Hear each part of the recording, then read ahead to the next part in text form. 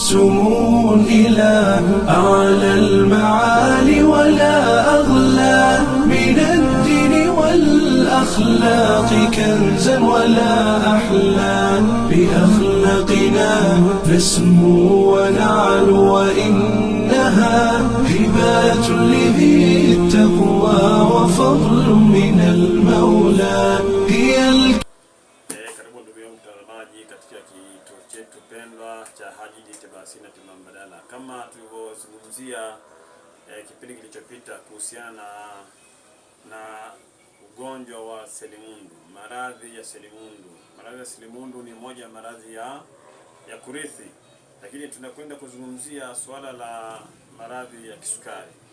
Kama nilivyowaambia, tuna tiba ambayo ni yenye maajabu, inaleta maajabu kwa kweli, kwa sababu inachochea uzalishaji wa seli. Tunaenda kuzungumzia ugonjwa wa kisukari. Kisukari ni tatizo. Kisukari haina vijidudu. Kisukari ni tatizo la kongosho. Sisi tunaenda kuitibu kongosho. Tukitibu kongosho, tutakuwa tumetibu kisukari. Kama tulivyosema, hii ina maajabu. Dawa hii inapambana na magonjwa ya kurithi, magonjwa yasiyoambukiza na magonjwa ya kuambukiza. Kwa hii inaenda kumaliza tatizo la kisukari.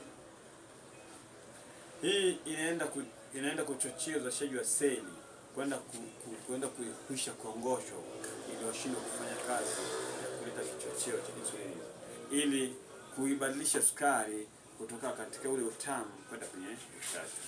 Sasa hii inaenda kufanya vizuri katika tatizo la kisukari. Kwa yeyote mwenye matatizo ya kisukari tunamkaribisha aje kwetu apate huduma kwa bei ya punguzo la 50%, kutoka katika bei ya mwanzo ya shilingi 30,000 mpaka shilingi 15,000 kwa chupa moja.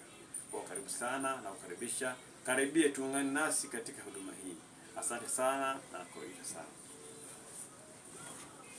قليلا ولا نرضى بما دونها بذلا سنمضي بها في العالمين استقامة عليها كراما ننشر الحق والعدل لنا أسوة في خير من أكملت به صفات العلا عدلا وزيدت له فضلا صفات العلا عدلا وزيدت له فضلا.